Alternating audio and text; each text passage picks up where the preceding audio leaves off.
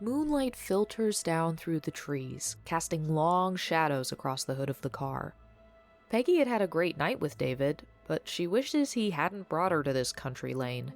She hadn't seen any cars in a while, and the road's kind of creepy in the middle of the night.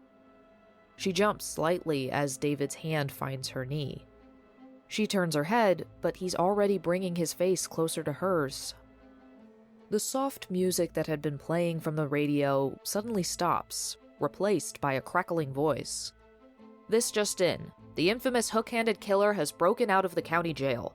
Go home, lock your doors, and contact the authorities if you see anything suspicious." A few seconds, and the music resumes. And so does David. "David?" Peggy puts her hand on his shoulder, stopping his advance.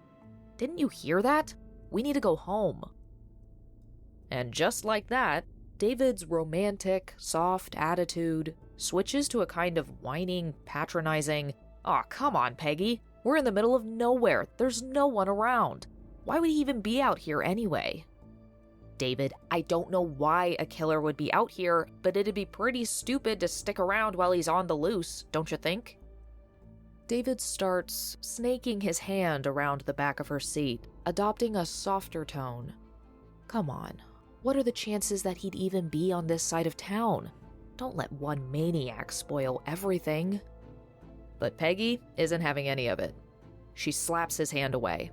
"I said no, David. Take me home." David blinks owlishly at her, stunned. Processing her rejection, he yanks the car out of park, grumbling about how stupidly easy girls get scared and how selfish they all are. He angrily slams on the gas, jolting the car forward with a screech of the tires. As they drive, David continues sulking, but Peggy pays him no mind. Half of Peggy's thoughts are on the radio announcement, and the other half are now on the numerous warnings she'd heard from her friends about David and what he really wanted from a girl.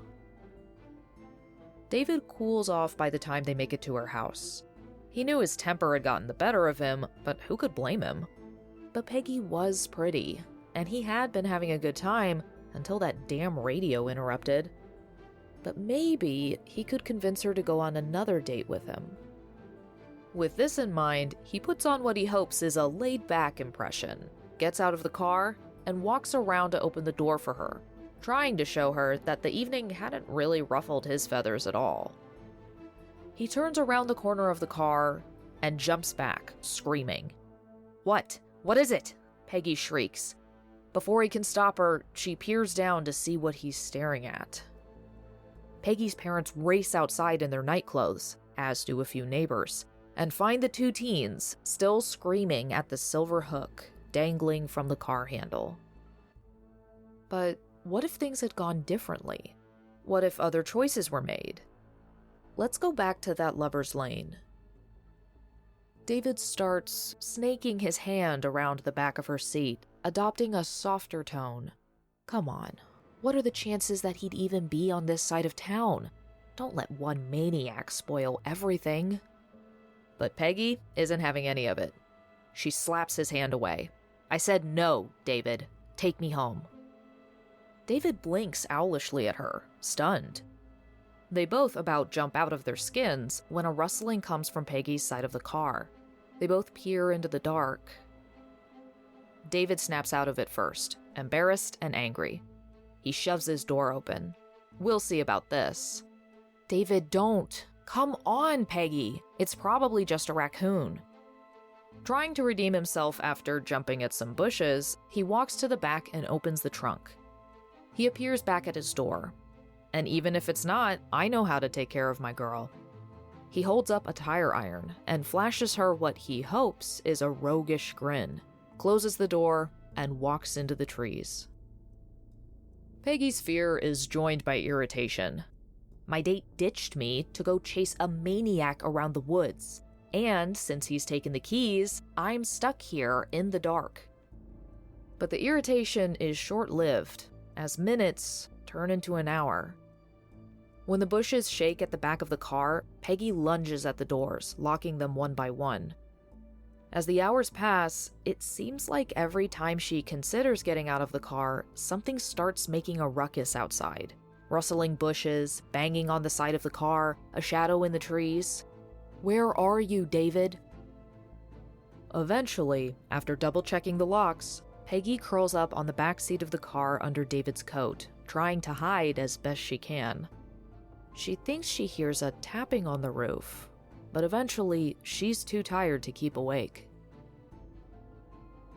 A sharp rapping on the window jolts Peggy awake with a short scream, whipping her head back and forth, desperately searching for the hidden killer. But it's a cop. It's still quite dark, but the sky is beginning to show signs of dawn. She can even see a few flashlight beams shining between the trees, officers walking the woods. "Miss." Starting, she meets the eyes of a stone-faced officer. "Did you find him? David left the car ages ago. Did you find him? Or the escaped prisoner?" The officer nods reassuringly. "Your parents sent us looking for you. Come out and we'll take you home."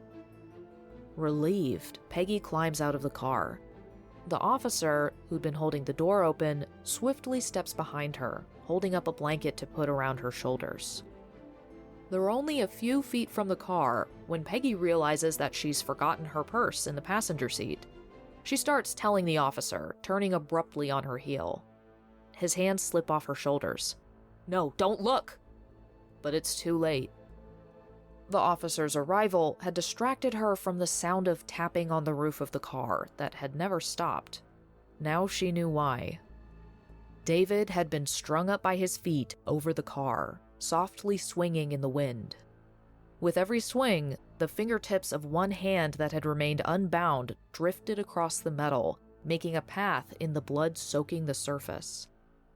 His throat had been slit, all of his blood covering so much of the car that it looked like a new paint job. Peggy passes out on the spot, too overwhelmed to even scream.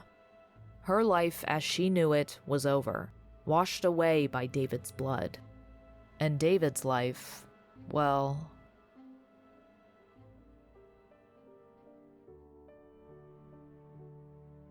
Welcome to Back Away Slowly.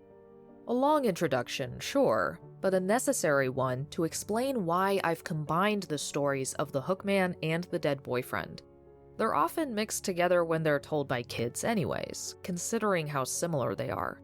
And as I've written, they both seem like different endings to the same story. But who is the killer, this sometimes hook-handed psycho? And in the past, has he broken free from this campfire story to strike at living, breathing victims before retreating back into the world of teenage fears? Let's see if we can't put a face to the Hookman and the murderer of boyfriends.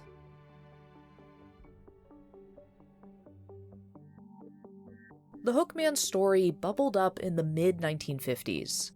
On November 8th of 1960, the killer fully materialized in between the lines of a Dear Abby column. Here's the transcript from the Orlando Evening Star.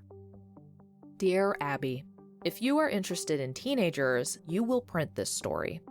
I don't know whether it's true or not, but it doesn't matter because it served its purpose for me.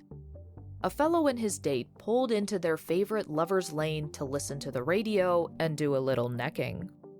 The music was interrupted by an announcer who said there was an escaped convict in the area who had served time for rape and robbery.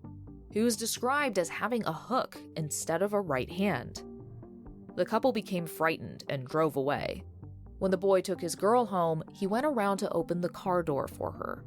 Then he saw a hook on the door handle. I don't think I will ever park out as long as I live. I hope this does the same for other kids. Jeanette.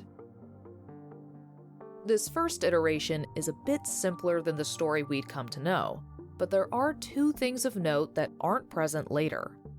The printed text specifically describes the convict as a thief and a rapist, and that when the couple hear about the prisoner on the loose, they both want to go home as quickly as possible. Sex and romance be damned. The boyfriend's death, on the other hand, started its development in the early 60s. But for now, we'll focus back on the Hookman.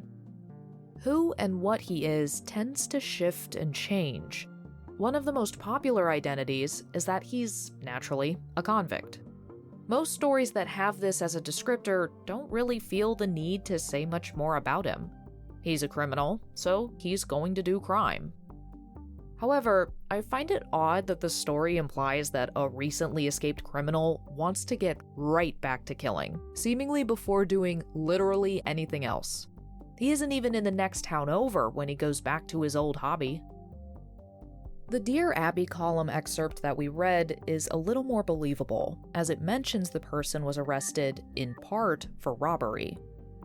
I'd assume that the criminal could be targeting teens at a lover's lane in order to gain access to the car, and therefore a quicker getaway. For the Hook legend, we could assume that maybe he did want to snag the car, and they just inadvertently foiled his plan, committing an accidental theft themselves. But if we shift over to the boyfriend's death, taking the car doesn't seem to be much of a priority. The main focus seems to be in terrorizing the girl inside the car, though maybe we could make the argument that the criminal was planning to jump into the car to kill her and drive off, but that she prevented this by locking the doors. But then the murderer just sticks around to haul a dead body over the car, occasionally rustling bushes for hours, all just to further traumatize a girl. It's a lot of time to spend at the scene of a crime, if you're trying to get as far away from prison as possible. The next most popular perpetrator is a mental patient. In between the lines, the story argues that someone mentally unhinged doesn't really care about stealing a car. Their deranged mind simply wants to murder. One version of the Hook story specifically identifies the Farmington Asylum for the Criminally Insane as the location that the patient escaped from, even including the detail that they were heading north to Wilmington. However, if you look at both locations on a map, the criminal would be driving over 4 hours northwest to reach Wilmington, though mostly west. A quick Google search brings up the Farmington State Hospital in Missouri, more commonly known as State Hospital No. 4. As I dug into this hospital, it became more and more ironic that this was where the Hookman is supposed to have escaped from. The Missouri Department of Mental Health says that the hospital started as a 7-patient program in January of 1903. However, the patient number would leap to over 1,000, the campus of the facility including, quote, a barbershop, drugstore, post office, bowling alley, cannery, dairy, greenhouse, mattress factory, power plant, and graveyard. Popular treatments included hydrotherapy, which was then followed by lobotomies in 1940 and electroshock therapy in 1942.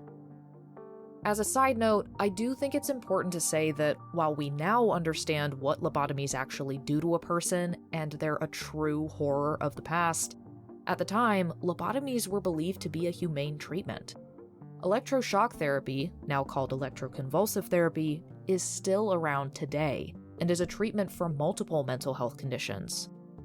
And of course, electroconvulsive therapy certainly had a rough start, and how it's applied has evolved drastically. But I don't want there to be a misconception that ECT is a form of torture, as it's often portrayed in film. Now here's something we don't hear often. Where other mental health facilities were in their infancy, looked down upon for their poor treatment of their patients, this hospital was an exception. It was one of the first cottage plan institutions in the US. Where other facilities just threw everyone together in the same buildings, regardless of their conditions or needs, State Hospital No. 4 categorized and separated its patients into groups so that they could be treated appropriately. Patients weren't locked away to be forgotten. They participated in many activities on campus, including in occupational therapy. Dr. J.A. Waterman said, quote, we recognize employment as a real therapeutic measure, not to be overlooked in restoring diseased minds. We've established a sort of an art and domestic department in connection with the sewing room, where we make nearly all of the wearing apparel for patients. We have also instituted a shoe shop, wherein all repairs are made to patients' shoes. The work in all these departments is done by patients. The occupational work has been carried on in a very successful and efficient manner, and has been of great aid in the restoration of patients to health. This could be viewed as using patients for profit, but from what I could find, that doesn't seem to be the main purpose. Sure, it kept the costs of running the hospital down, but the patients were very proud of the work they did, often relying on it to ground them and to gain a sense of normalcy and purpose. These tasks within the hospital also gave the patients practical skills, making it easier to find a job in the outside world once they'd stabilized. According to the Missouri Department of Mental Health website, the hospital's business began to fall in the 60s, not because of patient mistreatment, but due to success. Treatments were making such large advancements, the meds were becoming so good, and the program of community foster homes was so helpful in rehabilitation. These were the reasons the hospital's business was reducing. I mean, if that's accurate, what a rare and amazing reason. In 1987, the hospital was converted into a prison, a new building being built nearby for use as the hospital. When it reopened, it was renamed the Southeast Missouri Mental Health Center. Before telephones were in common use within the hospital, they had a large bell that was used to summon staff members. The number of the bell's rings would identify a specific staff member. What's unique about this 300-pound bell is that it's made out of chains, handcuffs, and metal restraints collected from other mental hospitals. While this would be creepy in any other situation, the bell has an inscription. Quote, "Cast from the shackles which bound them, this bell shall ring out hope for the mentally ill and victory over mental illness." A bell made from the torture and imprisonment of the mentally ill is still unsettling to me, but the intent is a powerful one. As of today, it's still known as the Southeast Missouri Mental Health Center, and it still functions to help patients. So this whole thing has been a bit of a detour, yes, but I do think it's really, really important to highlight the bright spots in history, as rare as they sometimes are. But back to the Hookman. It does feel ironic that the murderous patient would have escaped from one of the most stable and successful facilities I've ever heard of. The story does its best to make the Hookman seem like a kind of horrifying phantom. Quote, "The man, whose true identity has been a mystery for years, but who is believed to have killed many innocent people and is considered extremely dangerous, was last spotted by witnesses running through the woods surrounding the institution before disappearing to avoid capture." So, maybe with the cottage-style program, perhaps it was easier for a patient to escape? And since I'm unsure what their security program looked like, I don't know how many patients escaped. It honestly sounds like most of them didn't want to. Another iteration says that the Hookman escaped from an institution in Logansport. Now, I didn't find nearly as much info about this hospital as the last, but it's been open since July 1888 and is still open today. But it seems like the mention of a specific mental institution isn't for the purpose of tracking down the identity of the Hookman or killer. I think it serves more to verify the story as being true. If the narrator mentions a specific facility, then that's potentially a fact in an otherwise vague story. If you can point to a location on a map from where this criminal escaped, it might convince a listener to believe you just a bit more. Looking back, it's unsurprising that so many stories love to position the mentally disturbed as the villain. It's a lazy shorthand, since the story no longer has to provide a good reason for why they murder. They're simply insane.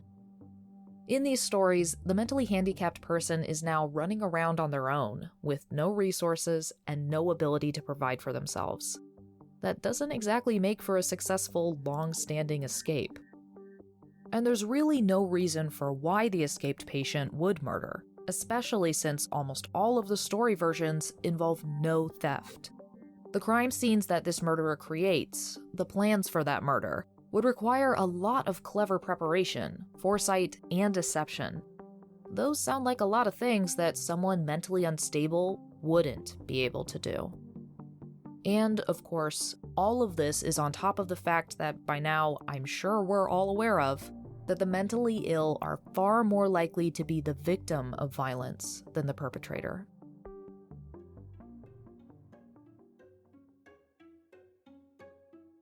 But the Hookman story isn't necessarily one of horror. A parody retelling from 1985 has a war veteran as the main character. When it comes to his hook, it's a prosthetic, after his arm was blown off in combat. Quote, "He had to wear a hook, but it didn't bother him in his job. He worked the night shift at the 7-Eleven, and he learned to operate the cash register with his left hand." As he walks home after a shift, he hurries past a clump of trees, but he's yanked back. Something is caught on his hook, giving it a hard tug.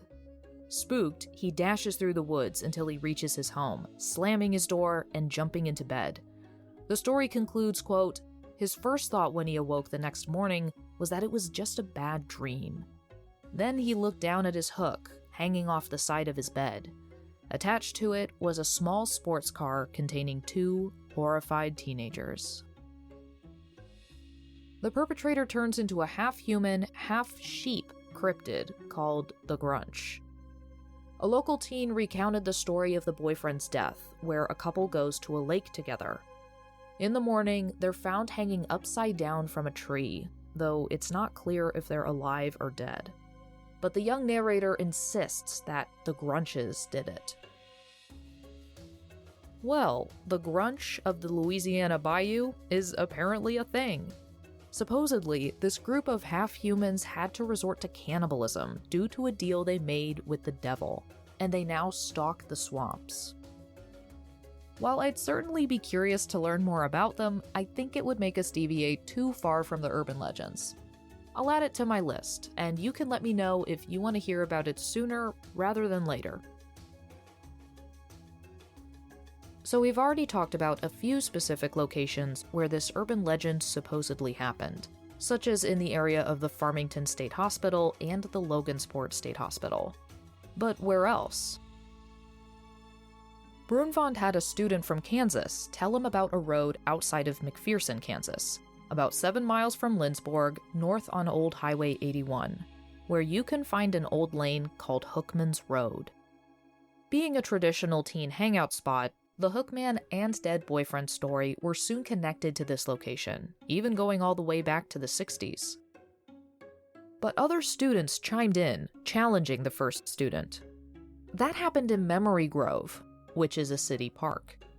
Oh no, this couple was parked outside of Salt Lake City in a mountain canyon one night.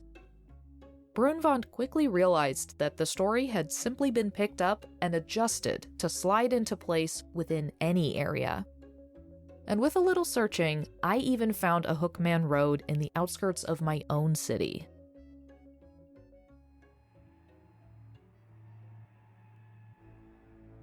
Though I'm approaching these stories as the same story with an alternative ending, let's separate the Hookman and the boyfriend's death stories for a second, so that we can take a look at other iterations of the latter.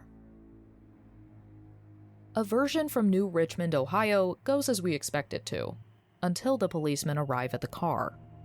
They shake the young woman awake, coaxing her out of the car. She forgets her purse, she turns around, and she sees her boyfriend, quote, punched full of holes draped across the hood of her car. Holes that had been made by a hook, maybe? Now, if we insert a brief moment of realism into this story, the killer would be hauling this body up, heaving it onto the front of the car, and draping it across the hood to get his desired effect. I don't think the story is reasonable to say that the girl was blissfully unaware of the body being slammed onto the hood, the car rocking, and the sound of skin squeaking as it's being dragged across the metal surface, all until the police arrived. Where this story starts as the boyfriend's death, it turns into the Hookman. Because not long after this murder, another couple is parked on the same street. Ah yes, the site of a grisly murder, a killer still on the loose. That's the most romantic date I can think of. But they'd heard of what had happened to the last couple, so why the hell were they there then? But anyway, when they heard scratching on the outside of the car, the young man had no inclination to prove his masculinity. They peeled the car out of there, later finding a hook hanging from the car door. As for the origin of the murderer of this Ohio version, it varies. But here's one. A doctor and his wife had a mentally disturbed child. Not wanting anyone to know of the physical embodiment of their shame, the couple chose to chain up their child in the basement. One night, lightning struck the house during a storm. When people came to help, they found the charred bodies of both parents in the house. All that was found of the boy was his hand. Though it's unclear if the people who arrived were even aware of the son's existence at all, or if they just found an unexplained disembodied hand. Alone and handicapped, the mentally disturbed young man now prowls the woods around Pond Run Road, occasionally stealing from houses in the area. The first murder to be attributed to him was a young couple stabbed to death on a wooden bridge that's on Pond Run Road, though Google Street View only shows one potential spot for such a bridge, and if a wooden bridge was there, it isn't now. I found a YouTube video from 2006 where a man named Richard Crawford shares the same story, and even walks the road to show us the one potential spot I'd seen on Google Maps. Apparently there had been a wooden bridge, and in the 60s, the road was very narrow and secluded, a well-known spot for teens to hang out. While Crawford says that the locals claim nothing happened there, no one can explain a stretch of grass at the bottom of a hill right next to the bridge area. A few houses used to stand there, but the residents fled suddenly, and no one knows why. It was a wooden bridge at the time, and right around the corner used to be a parking spot. This road was so secluded and narrow in the 50s and 60s. It was a very safe haven for kids to park, and things went on. And there is evidence that people have lived in these woods at times. And you can hear something coming up Pond Run on 2 feet. And you can hear them as they splash in the shallow water. There are stories of blood stains on the railings that were over here, blood stains that were absorbed into the wood on the old bridge. And then around the corner where some other murders were supposed to have occurred. So, I naturally went looking for any official deaths on Pond Run Road. The only thing I found was a newspaper article about a 27-year-old young man who was tragically thrown from the front window of a Pontiac on Pond Run Road at 1:19 a.m. Despite my best efforts, I couldn't find a verified account of a double murder on Pond Run Road.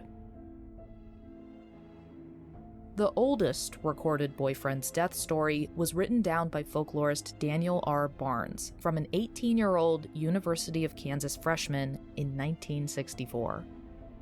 Quote, "This happened just a few years ago, out on the road that turns off 59 Highway by the Holiday Inn.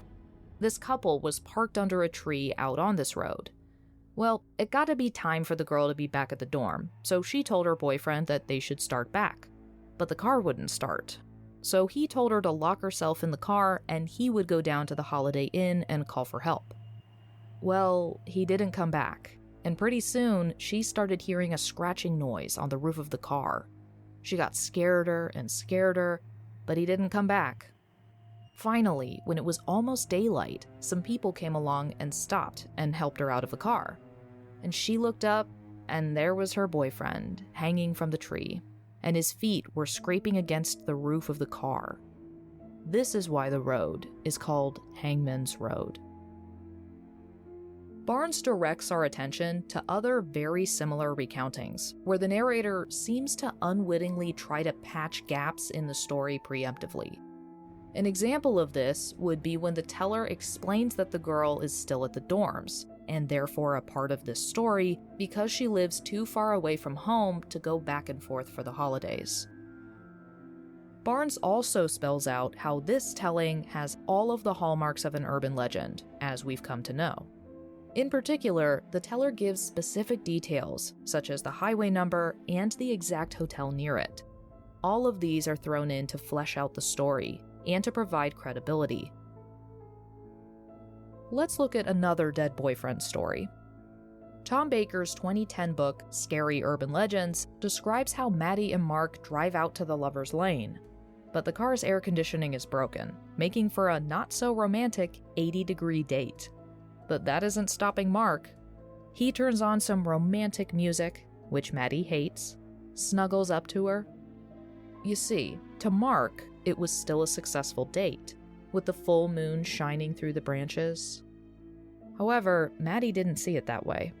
To her, the moonlight casts long shadows from the branches above, forming grasping hands reaching towards the car, dark and creepy. Mark tries to pull her close, but Maddie jumps. What was that? He tries to dismiss her, but, quote, when her tone climbs from cranky to panicked, he sighs and tries to turn the car on. They're debating if Maddie should stay in the car or walk with him when a screech pierces the darkness. It was this moment that convinced me that Mark is just a straight-up idiot. After hearing such a loud, crazy sound, Mark hops out of the car because maybe somebody's out there who will help them. Quote, it sounds like maybe a hunter or something is out in the brush. Maybe he and his buddies will give us a lift home. At any rate, I hear some whispering out there. I'm a big boy. I can take care of myself. After a while, something starts thumping on the roof of the car. Though Maddie assumes that it's probably just a fallen tree branch, the thumping continues. The solitude, the strange noises, and the dark eventually wear Maddie down, and she passes out, cowering on the passenger floor. She's eventually awoken by police lights and the rising sun. Maddie sits up, slowly opening the door. The sheriff, startled to see a girl pop out of the car, calls out to her. Come with me, miss. No, just get out of the car slowly. Don't look behind you. But she doesn't listen. Mark is hanging from a noose over the car, his hiking boots thumping against the roof. A version from Genge's book from 1981, The Vanishing Hitchhiker, says that a couple are on their way to a party when they run into car trouble, right as the radio is announcing a lunatic killer has escaped from the local criminal asylum. The boyfriend tries his best to get the car to start, but he'll have to walk to the nearest gas station and get a tow truck. After some conversation, they reason that she'll be safe in the locked car, and that he can get to and from the car much faster than her in her high-heeled shoes and evening dress. He has her sit in the back seat, covering her with a car blanket, so that if anyone comes by, they'll just think it's an abandoned car and move on. They agree that she shouldn't take the blanket off until she hears 3 knocks on the window. He gives her a kiss and heads off. This boyfriend seems to actually care about her well-being and safety. It really makes me hate what's gonna happen to him. In earlier iterations, the rescuers were frequently described as just some people. Eventually, those people became policemen. Later, the story gave the policemen lines to say. As Nick Harding writes, quote, authority figures also lend credence to the story and add a greater sense of reality to the tale. Further down the line, the cops are sent out by the missing teenager's parents to find the couple. Or sometimes the cops were simply out on patrol and came across what seemed to be an abandoned car, with something dangling over it. Only one version I found, from a story near Moses Lake, Washington, specifies the tree the couple's car is under, identifying it as a weeping willow. That certainly earns a few more points for ambiance. This version also includes the gruesome touch that the boyfriend's body is decapitated, hanging upside down over the car. An Indiana researcher even finds one where the murderer is a crazy old lady, and the couple has unwittingly parked on her property. Not only that, but she's extra sadistic. She doesn't just kill the boyfriend, she doesn't even decapitate him. No, she skins him. And lastly, is a telling from West Germany in 1974 or 75 that seems to skirt parody, if not running smack into it. It's the end of the story, and the girl gets out of the car for the police. When she turns around, she sees the madman himself hanging over the car, tapping the roof with her boyfriend's severed head. It's just so comical, especially since there are no details like the cops having drawn their weapons or shouting at the murderer over the car. Clearly, this story was more preoccupied with trying to tell the scariest version it could, and ended up trying too hard.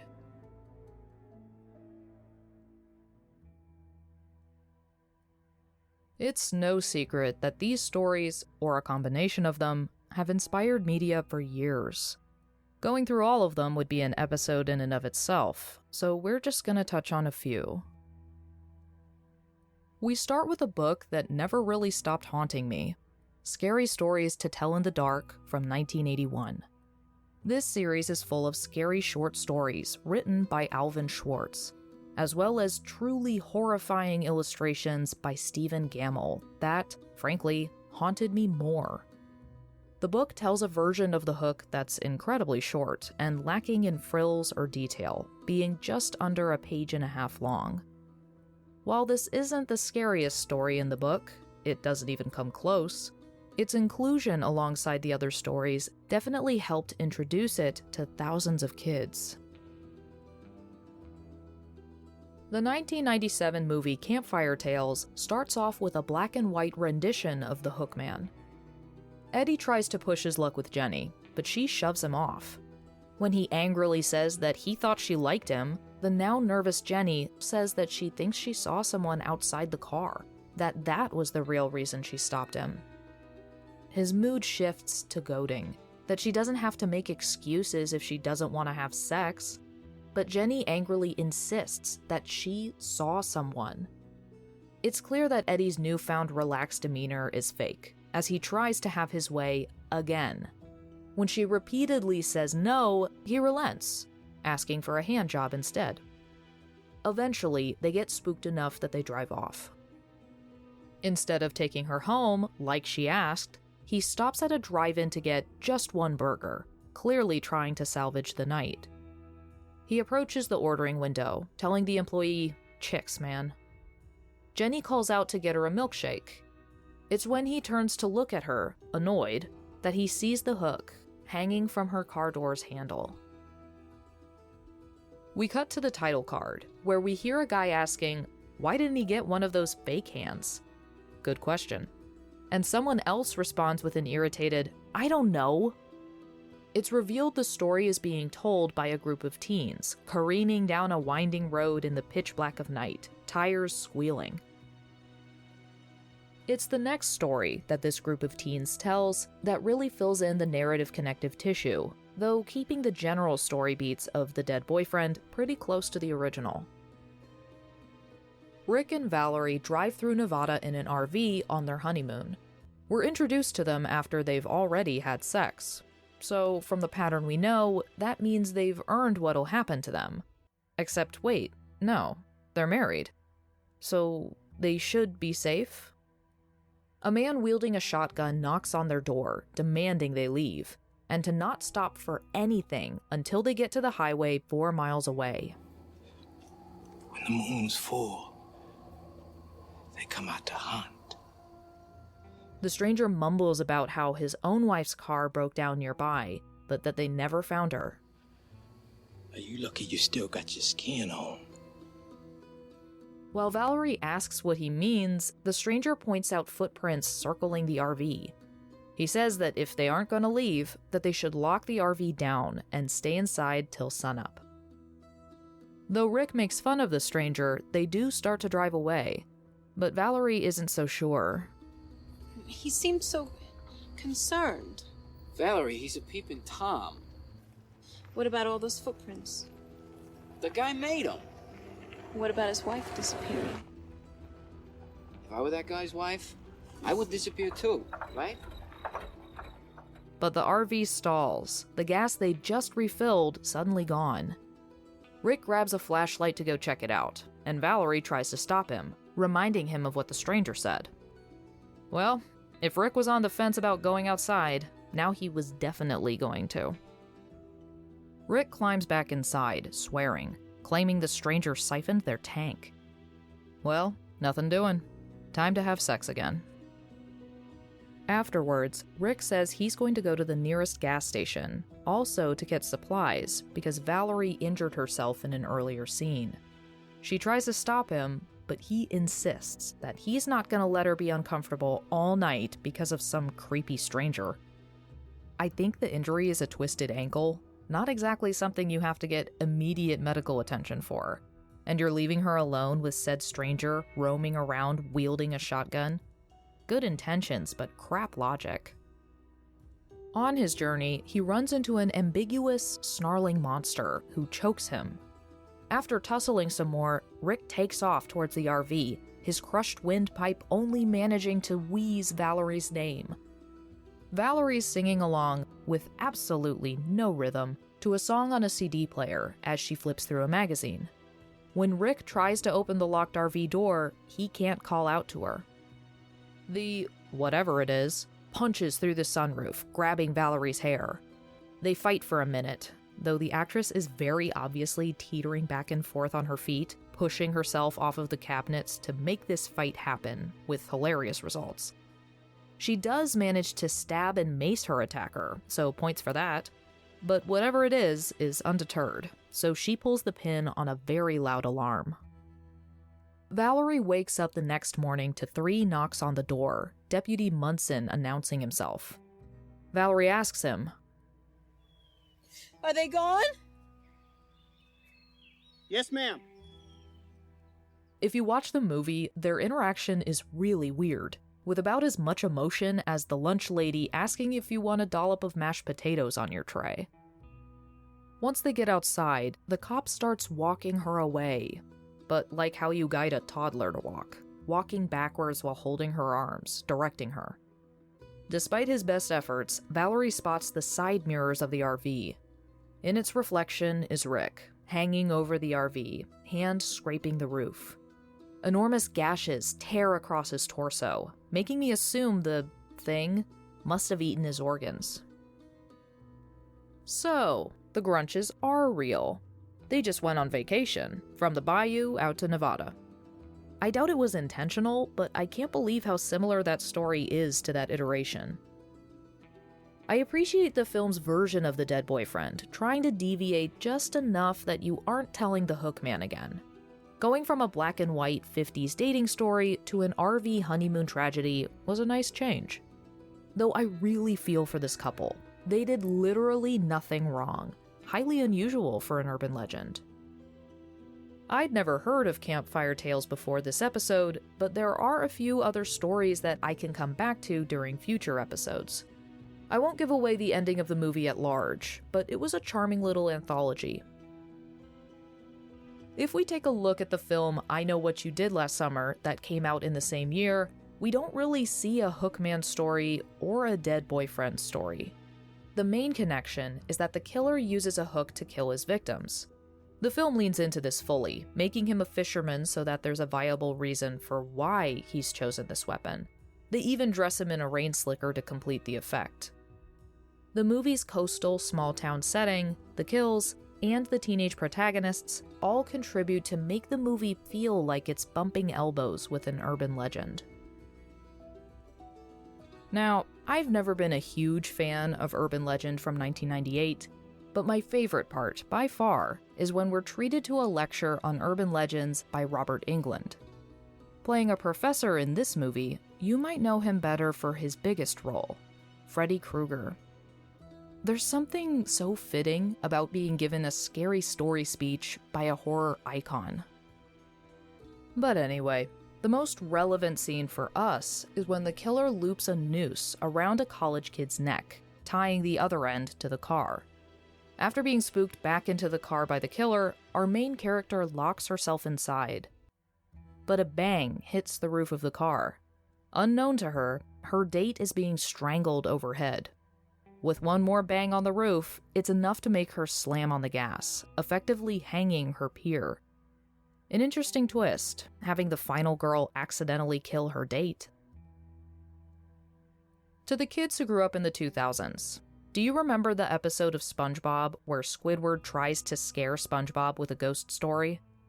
The haunting tale of the hash-slinging slasher, a fry cook who accidentally sliced off his real hand and now has a spatula acting as a prosthetic. If this wasn't enough, Squidward also decides that the fry cook was then struck and killed by a bus, and then his boss comes to the funeral to fire the guy's body. Rough day. Episode 7 in Season 1 of Supernatural covers 3 different urban legends. The Hook, the boyfriend's death, and Aren't You Glad You Didn't Turn On the Light, which is an iteration of the dead roommate. We're going to hear about this episode again when I get to a later season of Urban Legends that will include the dead roommate. So for now, I'm only going to focus on the parts of the episode that are relevant to the Hookman and the dead boyfriend legends. Eastern Iowa University student Lori debates on an outfit for her date. Her more laid-back roommate Taylor convinces her to put on a red top. The script is incredibly blunt in establishing the stereotypes between the two of them. Taylor says, "Don't do anything I wouldn't do." There's nothing you wouldn't do. That's true. Lori and her date, Rich, stop under the 9 Mile Road Bridge. They only share one kiss before Lori's dad, who happens to be a reverend, calls her, a wrecking ball of a reference to warnings against promiscuity. But Lori decides to stay anyway. Rich starts to get handsy, blowing past a vocal rejection, until a screech cuts through the night. They aren't sure what the sound is, but the mood's definitely gone. After more screeching, Rich hops out to investigate. In a deviance from the stories we've heard so far, Rich actually witnesses a ghostly jagged metal tear work its way across the outside of the car, bangs ringing out as the tires pop. Lori looks around, but she's lost sight of Rich. A slam on the top of the car, more screeching. Terrified, Lori flees the car, but, for dramatic effect, stops a few yards away. Slowly turning around, she screams. Rich is hanging upside down from the bridge. An enormous red gash spreads diagonally across his chest, one hand limply scraping along the roof of the car. That's the cue for the Winchesters to roll into town. They both immediately clock the Hookman legend. That's one of the most famous urban legends ever. You don't think that we're dealing with the Hookman? Every urban legend has a source, a place where it all began. Yeah, what about the phantom scratches and the tire punctures and the invisible killer? Well, maybe the Hookman isn't a man at all. What if it's some kind of spirit? The boys find paper clippings about preacher Jacob Carnes, arrested for murder in 1862. Apparently, the creation of a red light district in town was enough for him to kill 13 sex workers. Right here. Some of the deceased were found in their beds, sheets soaked with blood, others suspended upside down from the limbs of trees as a warning against sins of the flesh. Get this, the murder weapon? Looks like the preacher lost his hand in an accident. Had it replaced with a silver hook. In a later scene, Reverend Sorensen pulls up to the sorority to drop his daughter off. We're treated to another conversation about how promiscuity is bad. I know this is your first time really living alone since Mom died. That's not it. I worry about you. There are 22 girls in there and perfectly safe. That's exactly what I'm worried about. You don't think I know what goes on in there? The boys eventually connect 2 killing sprees that were committed by religious men to the present-day situation with Lori's father. As it turns out, the Reverend is one hell of a hypocrite. Lori discovers that her father's having an affair with a married woman. And these lovebirds must love walking the tightrope, because his affair partner comes to church with her husband and kids. And he talks to me about religion, about morality. It's like on one hand, you know, just do what you want and be happy. But he taught me, raised me to believe that if you do something wrong, you will get punished. But then the Hookman spirit attacks Reverend Sorensen. so chances are the Reverend isn't responsible for the Hookman spirit. Long story short, they realize that Laurie's necklace is made of the melted down hook from the original murderer. The spirit had latched on to Laurie's very biblical sense of morality and divine punishment, then enacting it when Laurie encountered something that her father or church would have condemned. Of all of these pop culture versions, I think Supernatural adheres the closest to the original tone and messages of the urban legends. What are those messages? I'm sure you've picked up on a few, but let's get deeper into it.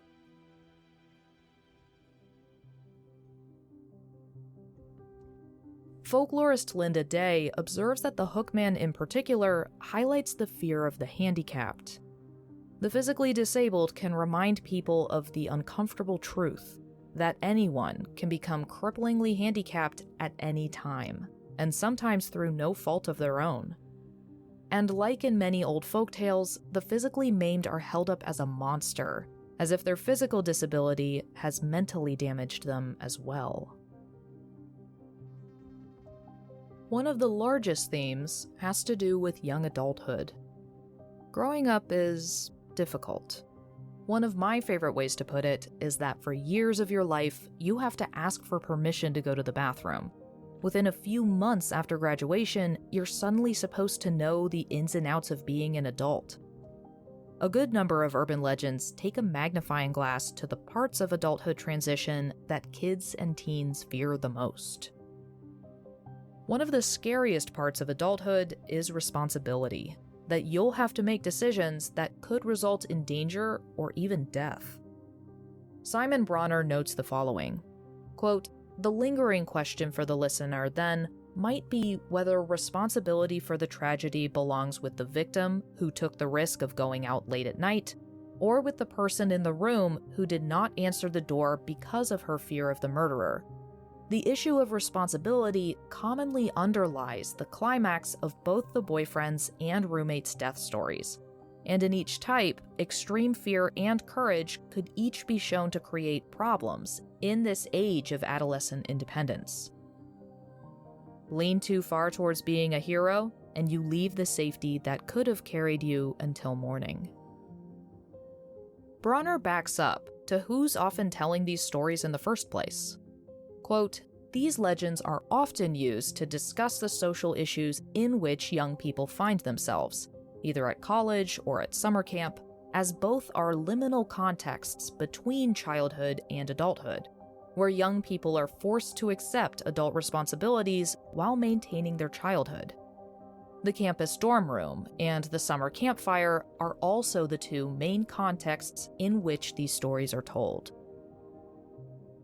Telling these stories as teens or young adults often prompts discussion at the end of the spooky story. While there's often a lot of joking and "I wasn't scared," it also lets these kids unconsciously take note of each other's thoughts and ideas. What would you do if there was a killer on the loose and you were caught outside?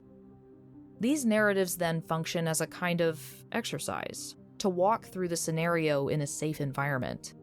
They can do so before being considered a responsible adult, still scaring each other with the ever-mounting war between wanting independence versus the fear of responsibility. Jean Brunvand points out that the frequent involvement of a car is not insignificant. Quote, "Access to a car allows youngsters to separate themselves from family, home, and even from the inhibiting company of peers, except for a date or a close friend, for a considerable period of time. For a lower or middle-class family, a car provides a temporary escape from the humdrum world of home, neighborhood, or suburb. Americans' growing fascination with cars and increased ownership of them, especially since World War II, has had a tremendous effect, not only on social customs and mores, but also on modern folklore. And while I think that this is the most significant use of a car in the legends, there are other possible reasons for the car's involvement that we'll talk about later.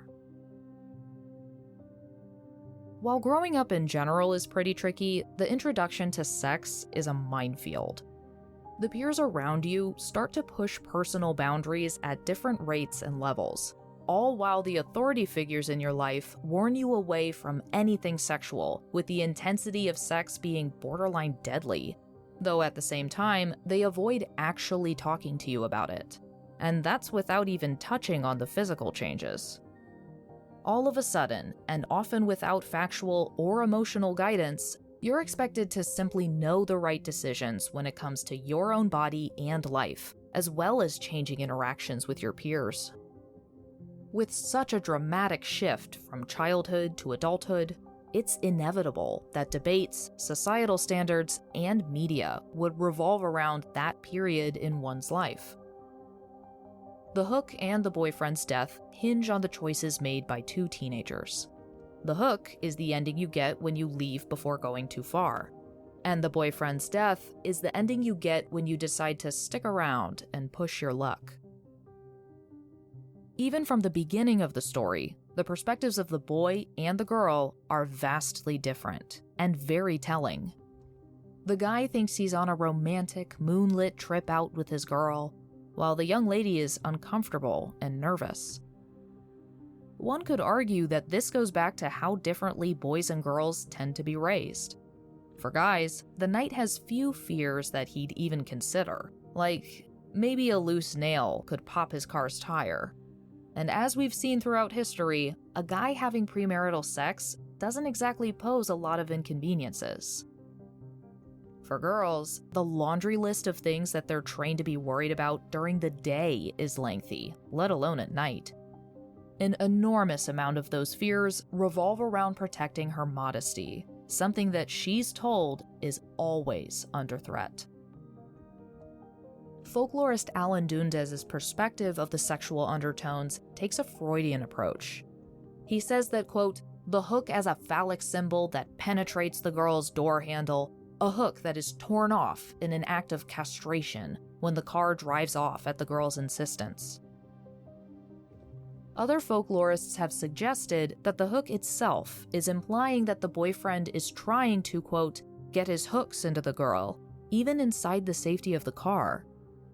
Because the boy is so pissed off that he's not getting any action that he speeds off fast enough to rip a prosthetic off of a man's arm, quote, beginning to act like a sex maniac himself. And yes, it's good that they don't die, but we can't ignore the boyfriend repeatedly trying to get his way, and the level of anger at his stupid girlfriend for saying no, for getting so scared over nothing. Quote, girls who tell the story, Dundes suggests, are not afraid of what a man lacks, but of what he has. I personally think that Dundes' castration theory is a bit of a reach. However, it is the decision to turn away and retreat back to the safety of home that saves them both, even if the boy's mad about it. It's returning back to the appropriate behaviors and shelter of society that prevents the couple from facing the conclusion of the dead boyfriend. Brunvand writes, quote, on a literal level, a story like the boyfriend's death simply warns young people to avoid situations in which they may be endangered. But at a more symbolic level, the story reveals society's broader fears of people's choices, particularly those of women and the young.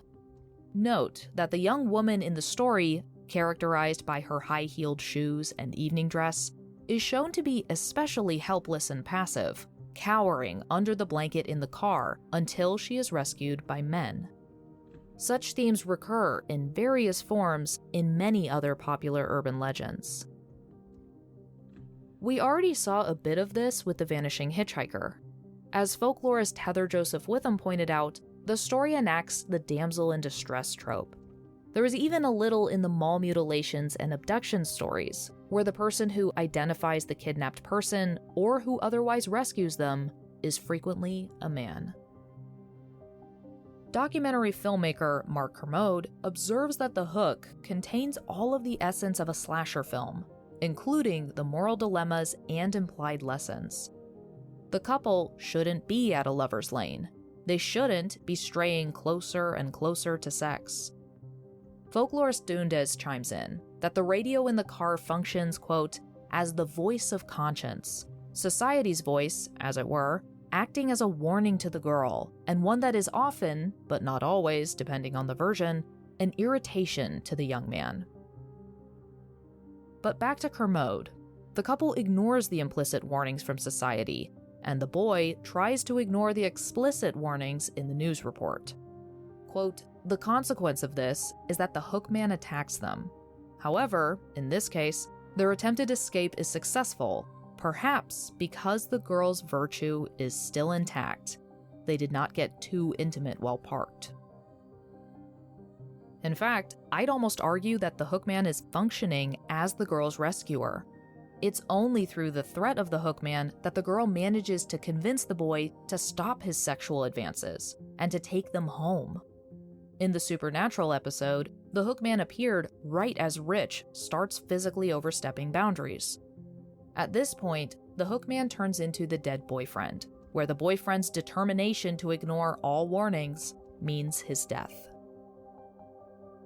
Of course, there are a few exceptions to the sexual coercion that earns the boyfriend his death, such as the lack of aggression from the boy in the original boyfriend's death story from 1964. This reduces the story to a crime of opportunity.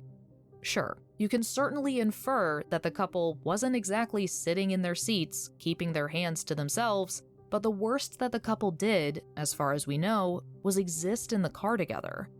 However, it's argued that even in the stories where the car simply breaks down, no sexual coercion involved, the fact that the couple is there at all is enough to require punishment.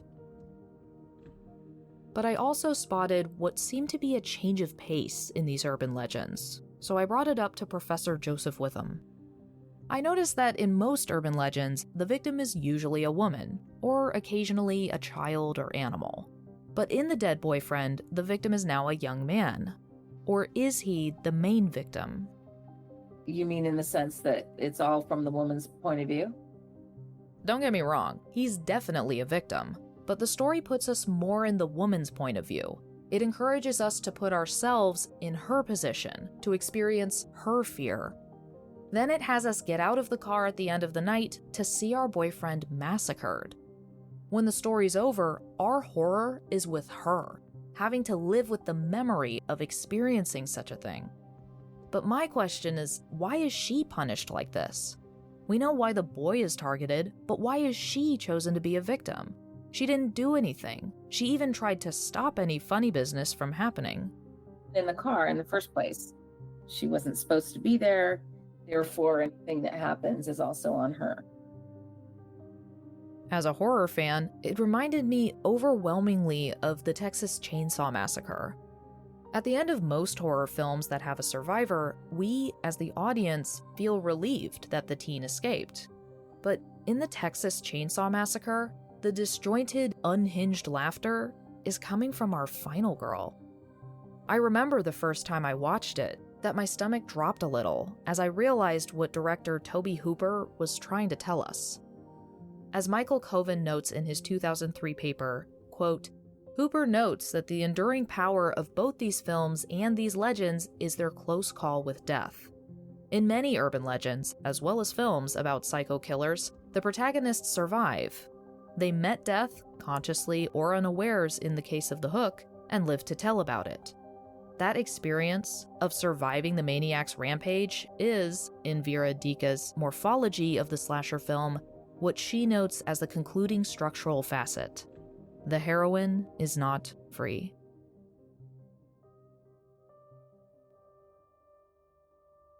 That moment where the girl, unwittingly or not, steps over the line into permanent trauma stuck with me. I kept thinking of what I was sure was a very old trope. Don't look back. After some researching, I realized that it is an incredibly ancient story element, all leading up to a girl and the corpse of her dead boyfriend dangling over a car on a lover's lane. So let's briefly take a look at 3 of those examples. In the story of the dead boyfriend, the girl's interactions with the officer goes one of 2 ways. Either the policeman tries to play it cool and get her out of the car with her none the wiser, or they warn the girl not to look back, which she inevitably does. When I was trying to trace this story, I realized I was going in circles with the tragedy of Lot's wife. For anyone who didn't grow up reading a Bible, I'll give you a short sum up. This is using the King James Bible, by the way. Sodom and Gomorrah are cities of such terrible sin that God sends 2 angels to wipe the cities from the face of the earth. When the 2 angels approach a man named Lot in the gates of Sodom, he convinces them to share a meal. Before bed, however, every member of Sodom surrounds the house, demanding that Lot bring the 2 men outside so that, quote, we may know them carnally. Okay, already this seems like a city that should be wiped off the face of the earth. But what happens next is so much worse. And it comes from the guy who's supposed to be the protagonist of the story. Quote, please, my brethren, do not do so wickedly. See now, I have 2 daughters who have not known a man. Please, let me bring them out to you, and you may do to them as you wish.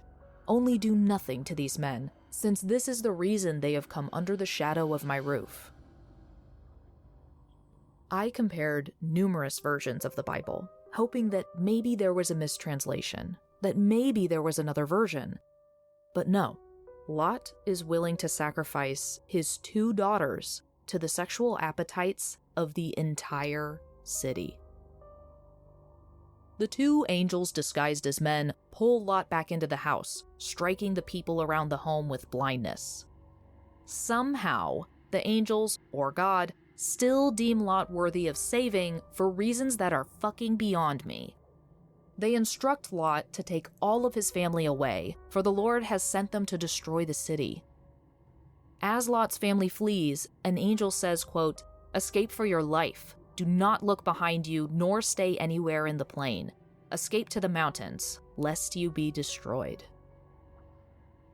As God rains fire and brimstone upon the cities, Lot's wife turns around. By whatever power or magic, she's turned into a pillar of salt. I'd always wondered, why a pillar of salt? But I could theorize that the purging of the cities, the purifying of the land, the common belief of salt is that it has purifying properties, so perhaps she, as a flawed human, was purified. So, in this story of a father willing to sacrifice his virgin daughters, the father escapes scot-free, and his probably overwhelmed and confused wife is transfigured. Our next Don't Look Back story hands us over to Virgil, the writer of Georgics in 29 BC, and Ovid, the writer of Metamorphosis in 8 AD. The story of Orpheus and Eurydice is much longer than what I'm going to get into, but the topic of various underworlds is on my list for the future. So, cutting out a lot of historical theories and mythology, the bare bones of the tale is that Orpheus was wed to the nymph Eurydice by the god of marriage himself, Hymenaios. But Hymenaios couldn't seem to let them be happy in the moment, as he foretold their happiness would soon end. Awesome. Well, as if he'd been waiting in the wings for this announcement, the minor god Aristeus tried to steal Eurydice away. When she fled into the woods, a venomous snake bit her, though in Ovid's version, she's bitten while dancing with other nymphs in the woods to celebrate their wedding, literally dying at the reception. Armed with his lyre, Orpheus descended into the underworld to retrieve his beloved. When Hades, the god of the underworld, asked what Orpheus was looking for, Orpheus sang of his love for his wife, about her tragic death, and about his own sorrow. Apparently, Orpheus's song was so powerful that the entire underworld ground to a halt. This convinced the rulers of the dead, or sometimes Persephone is moved and convinces Hades, to release his bride, but on one condition. Orpheus had to walk all the way out of the underworld, all without turning to look at Eurydice. As literally everyone listening could predict, the closer Orpheus got to the exit of the underworld, the more impatient he became. As the light of the sun touched his face, he turned to embrace his wife. It was too late that he realized his mistake. He may have been standing in the world of the living, but Eurydice was still standing in the world of the dead. He got one last look at the nymph as she was snatched back to the underworld, forever. Brian Murdoch argues in his 2024 paper, Denial and Acceptance, a core myth of Orpheus and Eurydice in the modern lyric, that this final look back is symbolic of the need to face the hard truth, to face your grief. Quote, "The moment of perception makes clear that what had gone before was a hopeless state of denial on his part.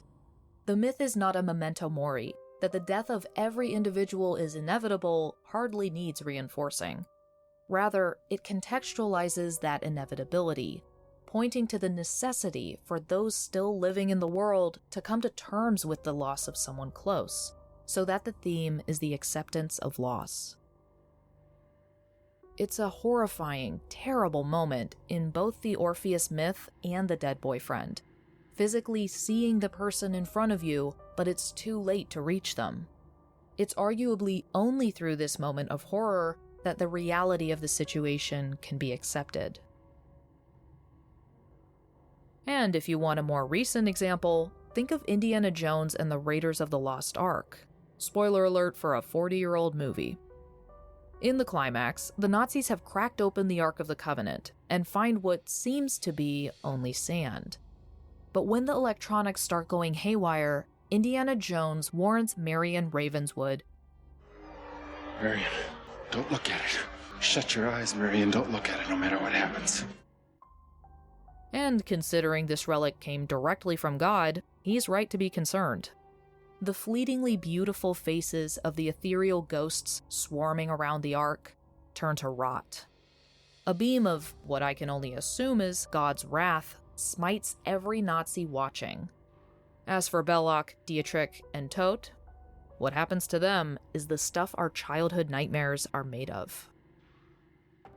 For all these stories across history, the message is clear. When an authority figure tells you not to look, don't. But that doesn't really work out for urban legends. In a folk narrative, the taboo must be broken. The girl must always look back.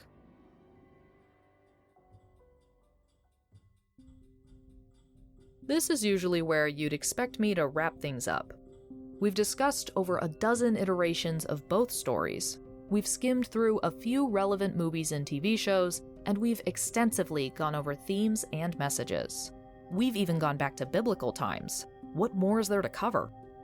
As it turns out, a lot. Because, dear listener, we still have to figure out who the killer is.